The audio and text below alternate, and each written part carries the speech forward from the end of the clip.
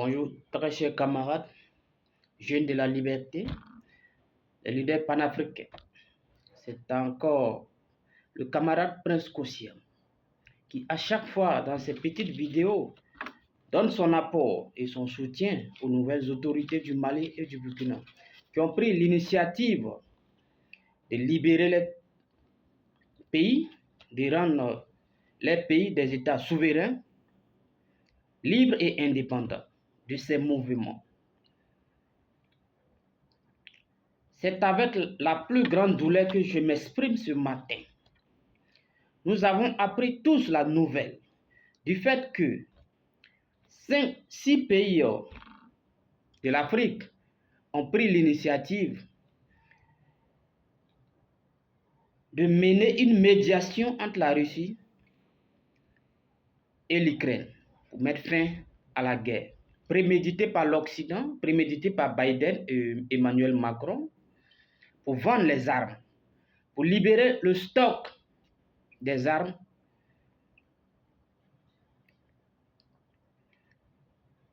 C'est avec la plus grande douleur que nous avons appris tout cela. Ces mêmes 6 pays ignorent la raison. Jusqu'à preuve du contraire, la guerre devait être finie. C'était du passé, ça. Mais la guerre en profite à Biden et à Emmanuel Macron, qui produit aujourd'hui maintenant en quantité d'armement et des avions de chasse, des chars pour vendre à l'Ukraine. Et ces multinationales françaises ont déjà fait une analyse sur le terrain en Ukraine, voir combien de milliards de dollars qui va servir maintenant à la reconstruction de l'Ukraine. Le marché a été déjà octroyé aux multinationales françaises. Moi, je pense que c'est des milliards, plus de 450 milliards d'euros qui vont servir à la reconstruction de l'Ukraine. Est-ce que cela n'en profite pas à la France, à l'économie française? Maintenant, vous, ces chefs d'État inconscients, immoraux, malhonnêtes, qui supposent mettre fin à la guerre, qui n'est pas d'ailleurs la nôtre, c'est pas notre guerre. Nous ne pouvons rien interagir entre la Russie et ses partenaires.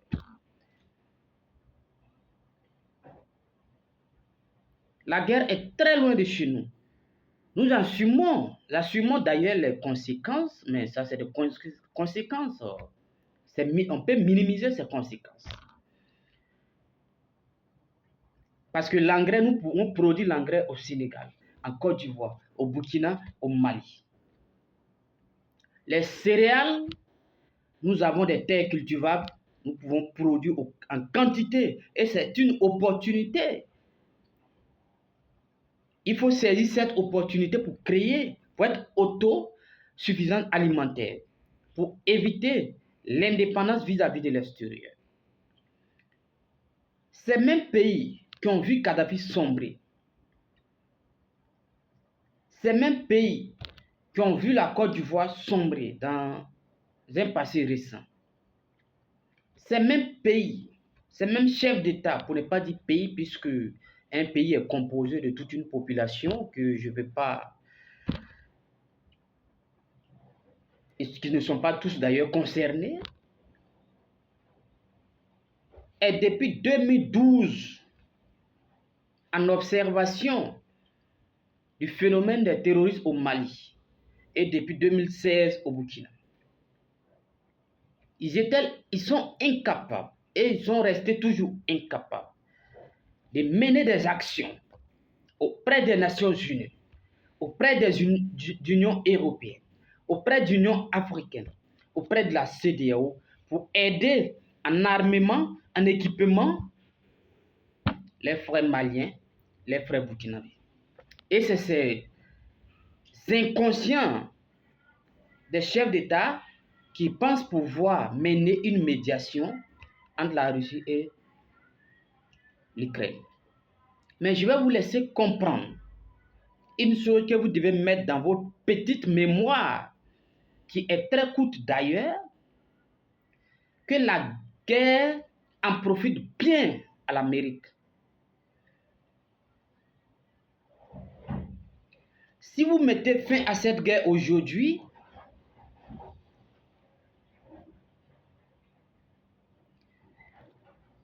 que deviendront les armes que les Américains sont en train de produire en quantité pour livrer à l'Ukraine?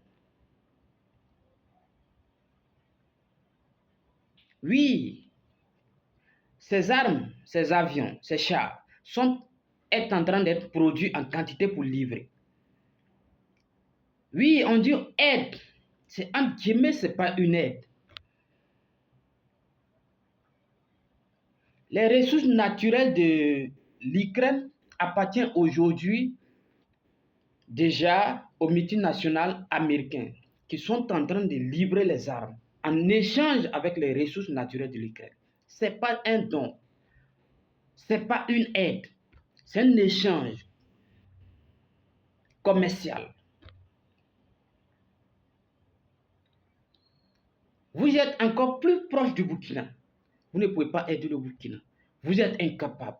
Vous êtes resté silencieux. Vous êtes encore plus proche et voire parental aux Maliens, aux Camerounais, aux Nigérians qui ont aussi les phénomènes de Boko Haram. Et vous êtes restés bras croisés. C'est l'Ukraine qui fait des milliers, des centaines de kilomètres d'ici, qui vous supposez être des médiateurs, devenir des hommes forts.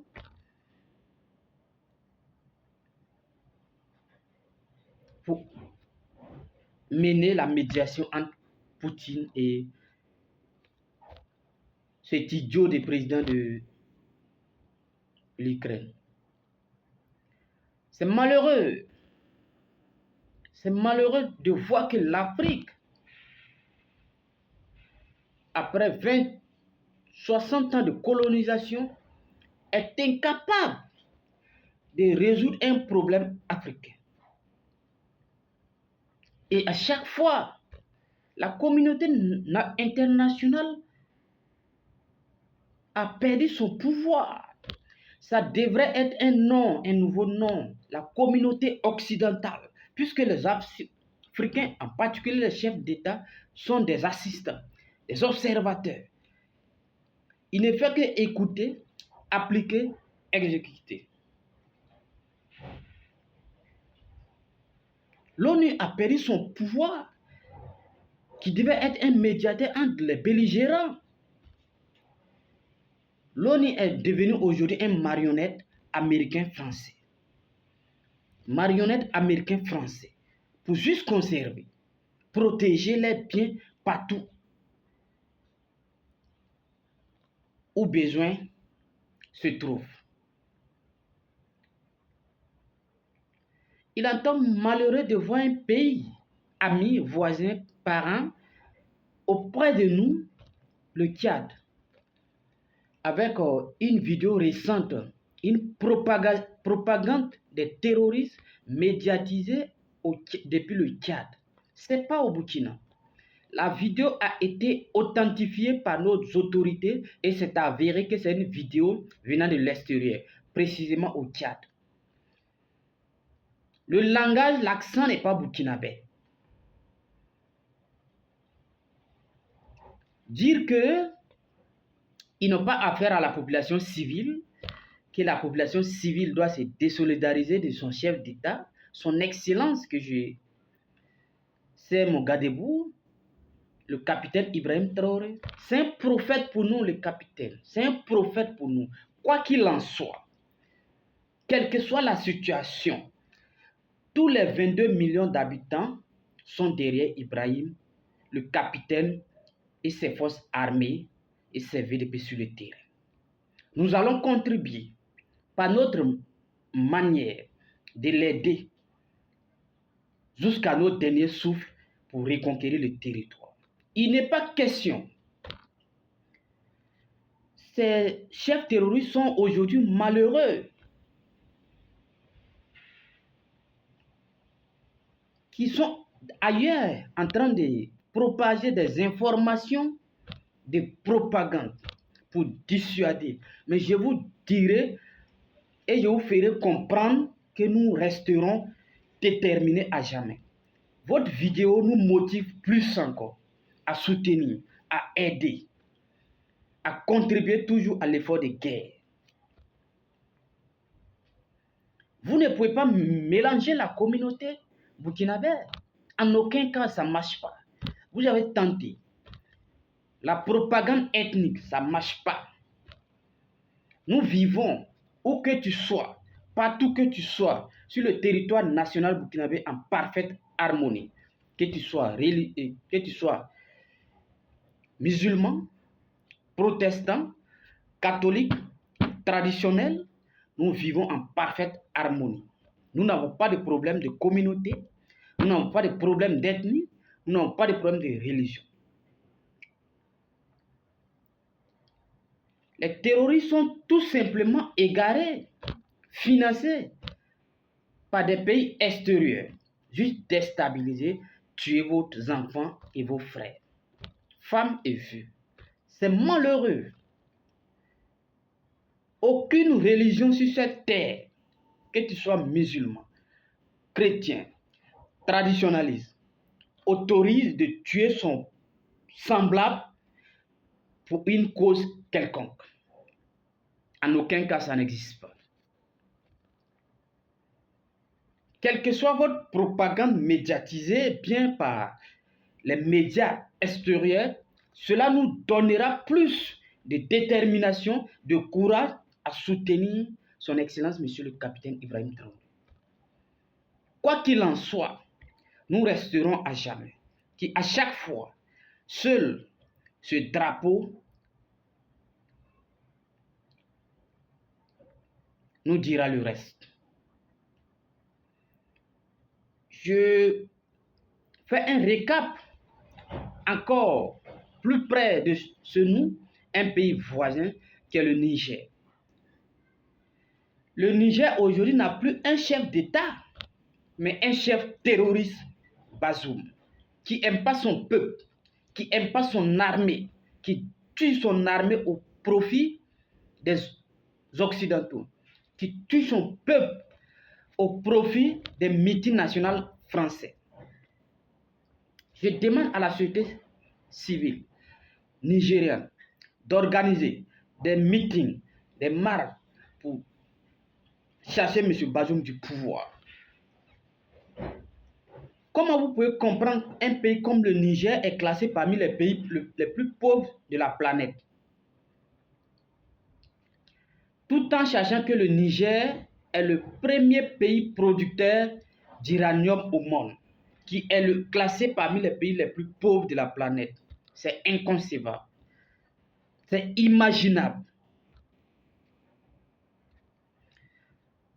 Pour finir, je dirais bravo à l'armée malienne, bravo à l'armée burkinabé, bravo aux 5 colonels du Mali, bravo à son Excellence, Monsieur le Capitaine Ibrahim Traoré, bravo à notre Premier ministre, bravo Monsieur Bassolma Bazoum, bravo à l'ensemble du gouvernement